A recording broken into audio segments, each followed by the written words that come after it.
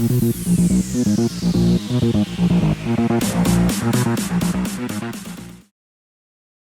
बच्चों, आपका एक बार फिर से मेरे YouTube चैनल पर स्वागत है। आज हम कक्षा 10 वर्कशीट 3 पढ़ेंगे। ये वास्तविक संख्या वाली प्रश्नावली पर आधारित है। पहला प्रश्न है, निम्न में से कौन सी संख्या अलग है? तो पहली संख्या है √3/2, अपरिमेय संख्या है। फिर दूसरी संख्या है √16/4, तो 16 एक पूर्ण वर्ग है, इसका अर्थ हो जाएगा 4/2, 4 का वर्गमूल 2। तो ये एक परिमेय संख्या है। 2/5 अपरिमेय संख्या है और 21/35 भी एक अपरिमेय संख्या है। तो इनमें सबसे अलग हो गई व। प्रश्न नंबर 2, ए और 18 का लसाअ 36 और मसाअ 2 है, तो ए का मान क्या होगा? इसके लिए हमें एक सूत्र लगाना है कि दोनों संख्याओं का गुणा लसाअ और मसाअ के गुणा के बराबर होता है। उसकी सहायता से हमें इसको हल करना है।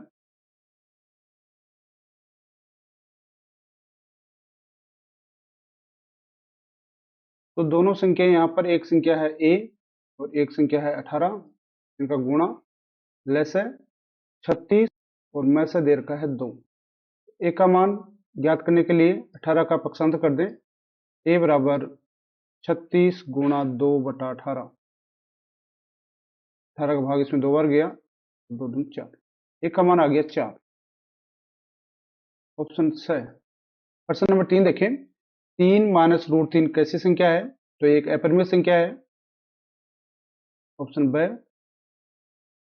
प्रश्न नंबर 4, √10 गुणा √15 बराबर है, तो इसको हम हल करेंगे इस प्रकार। √10 को लिखा जा सकता है 2 गुणा 5 और 15 को लिख सकता है 3 गुणा 5। यहाँ 5 दो बार आ रहा है, तो 2 गुणा 3 गुणा 5 गुणा 5, इस प्रकार हमने क्रम में लिखा और 5 का जोड़ा बन गया, तो एक बाहर आ जाएगा 5, अंदर बच गया 3 दूनी 6। तो ये जो मान होगा ये होगा 5√6। Option A. प्रश्न 5, 2√3 एक क्या है? तो ये एक अपरिमेय संख्या है। ऑप्शन स। प्रश्न 6, एक अभाज्य संख्या के कुल गुणनखंडों की संख्या कितनी होती है? तो कोई भी अभाज्य संख्या होगी उसके 2 गुणनखंड होंगे, एक वो स्वयं और एक एक होगा। जैसे 5, तो 5 के गुणनखंड क्या होंगे? आप समझ सकते हैं कि 5 के गुणनखंड, एक तो 5 खुद होगा और एक होगा। ऑप्शन आ गया स।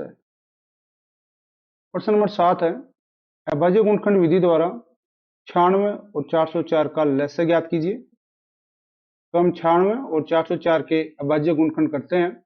सबसे पहले 96 कर लें, 2 का भाग जा रहा है 48, 2 का भाग जा रहा है 24।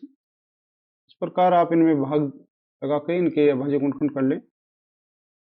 96 को लिखा जाएगा 2 की घात 1 2 3 4 5 बार आ रहा है, तो 2 की घात 5 गुणा 3। 404 के 2 का भाग 202, 2 का भाग गया 101 और 101 में किसी का वही भाग नहीं जा रहा है, तो 101 तो खुद अभाज्य संख्या है। 404 का मान आ गया 2 की घात 2 गुणा 101। लसाअ ज्ञात करने के लिए सभी प्रकार की अभाज्य गुणनखंडों की जो संख्याएं उतारनी होती हैं और उच्च घात उतारनी होती हैं। जैसे 2 3 101 की सारी उतारनी है, हमें ज्यादा घात वाली उतारनी है। 2 की घात 5, 3 भी उतारना है और 101 भी उतारना है। तो इनका लसाअ इस प्रकार आएगा, गुणा कर लिए जाए, 2 गुणा 2 गुणा 2 गुणा 2 गुणा 2 गुणा 3 गुणा 101। इनका सभी में आपस में गुणा करें।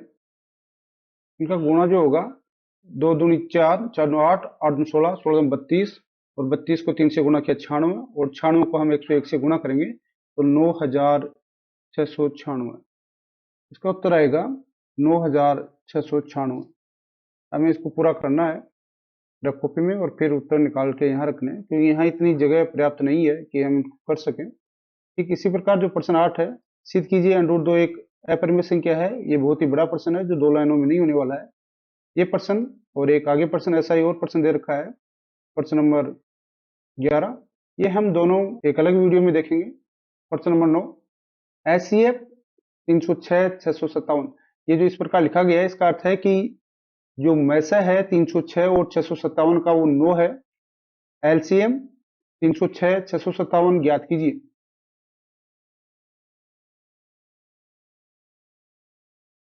यहाँ दोनों संख्याएं जो कोष्टक में दे रखी हैं 306 गुणा 657 लेस है, हमें ज्ञात करना है। एलसीएम को एलसीएम लिखेंगे यहाँ पर, लेस है गुणा में से हमें 9 दे रखा है, तो शांत करेंगे तो 9 इधर बटे में आ जाएगा। 306 गुणा 657 बटा 9 बराबर एलसीएम। इनको हल कर लें। हल करने पर जो मान आएगा वो आएगा 22,338। आप इनको गुणा करके 9 का भाग लगा लें। प्रश्न नंबर 10, अभाज्य गुणनखंड विधि द्वारा 72 और 120 का मत्स्य ज्ञात करें और फिर इनका लस्य भी ज्ञात करें। 72 के अभाज्य गुणनखंड निकालें पहले। 2 का बाद दिया 36 बार, दोबारा 2 का बाद जा रहा 18, फिर 2 का बाद जा रहा है 9 बार, 2 का बंद हो गया 3 का भाग 3 बार और 3 का भाग 1 बार। 72 के जो अभाज्य गुणनखंड है 2 की घात 3 गुणा 3 की घात 2। 120 का मत्स्य ज्ञात करें। 2 का भाग दिया 60 बार गया, फिर दोबारा 2 का भाग दिया 30 बार, 2 का भाग दिया 15 बार, 2 का बंद हो गया 3 का भाग 5 बार और 5 का भाग 1 बार। तो 120 को लिखा जाएगा 2 की घात 3 गुणा 5। में से ज्ञात करना है। में से कैसे ज्ञात करते हैं?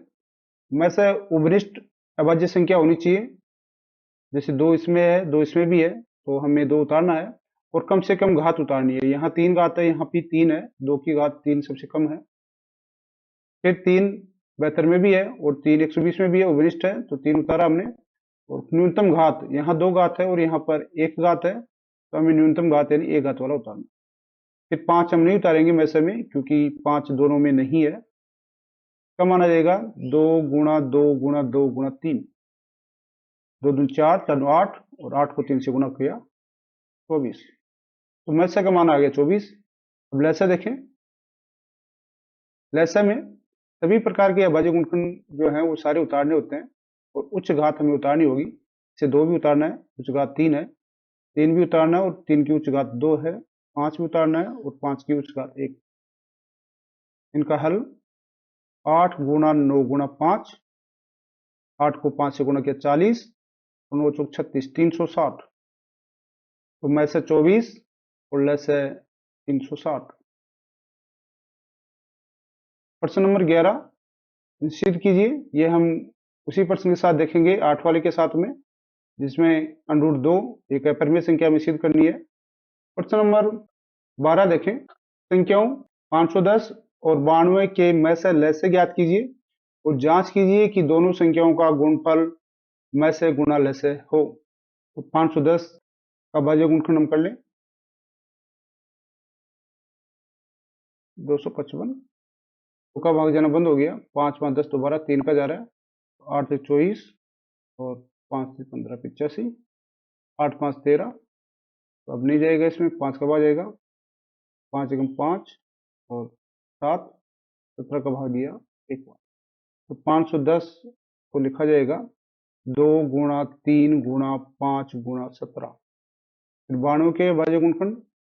92 में 2 का भाग जा रहा है, तो 4 और 6, फिर 2 का भाग दिया 23। 23 को तो भाज्य संख्या है, मान आ गया 1। 92 को लिखेंगे हम 2 की घात 2 गुणा 23। सबसे पहले हम निकाल लें में से क्या होगा? उभनिष्ठ जो गुणनखंड होते हैं, 2 इसमें भी है 2 इसमें भी है और न्यूनतम घात 2 की घात 1 है, गुणा 3। 3 नहीं उतारेंगे क्योंकि उभनिष्ठ नहीं है, 5 भी उभनिष्ठ नहीं है और 17 भी उभनिष्ठ नहीं है, तो इसका अर्थ है इनका में से हो गया 2। लैसे देखें। लैसे निकालने के लिए सभी प्रकार की अभाज्य संख्याएं हैं वो सारी उतारनी होती है। 2 उतार लिया हमने, उच्च घात यहाँ पर 2 है, 3 भी उतारना है, उच्च घात 1 ही है, 5 भी उतारना है, 17 भी उतारना है और 23 भी उतारना है और उच्च घातें सभी की 1 1 है। इनका गुणा कर लें।